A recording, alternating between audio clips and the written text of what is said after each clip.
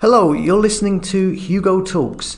Well, here's another story that is not being widely circulated by the mainstream media. Surprise, surprise. In fact, the only place I can see it is in the Telegraph, and even then it's behind a paywall. It seems the UK government have been slammed for false information in a recent radio advert and have been forced to remove it by the ASA, the Advertising Standards Agency. So we have all of these YouTube channels and people's social media accounts getting closed down under accusations of fake news and spreading misinformation. And yet here we have the government of the UK being caught out doing exactly that with an advert to the public that is paid for by the public themselves. Here we have in the Telegraph: government to discontinue COVID ad accusing joggers or those exercising of being highly likely to have the virus. Controversial advert condemned for spreading false information and risking scaring people into physical inactivity. You what?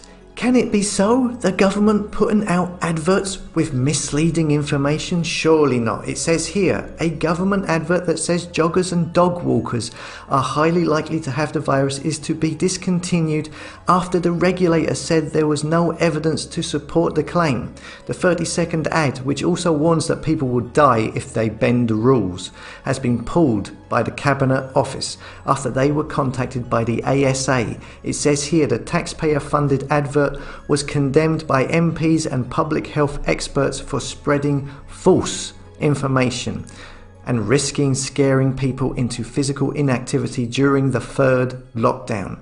So this radio advert was obvious fake fear propaganda, making bogus claims that joggers and dog walkers were highly likely to be infected, and they have absolutely no scientific evidence to substantiate this claim, and by the looks of it was made in order to scare people from going out, trying to stop the public from simply walking their dogs and going for a run.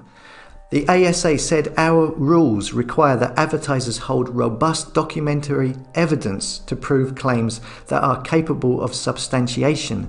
We have received an assurance from the Cabinet Office that the ad will be discontinued by early next week, and the claim about individuals being highly likely to be infected will not be repeated.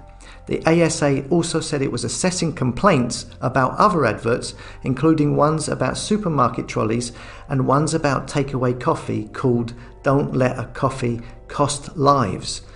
So, if you see an advert from the government, an advert that if you are from the UK you are paying for, if you see one and you think that it's spreading misinformation, the ASA are the people to complain to.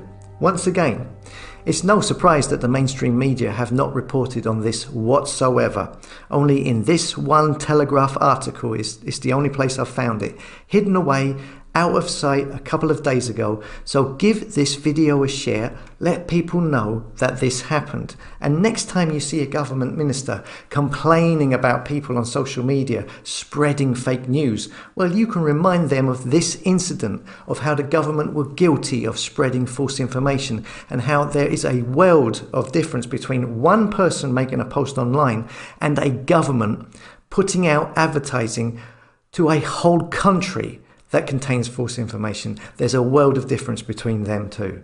If you haven't already, come and subscribe to my website hugotalks.com so I can update you on new posts in case YouTube in the future censor this channel. And check out the new Telegram channel, loads of people on there and a chat room to talk with like-minded other people, and I will see you later.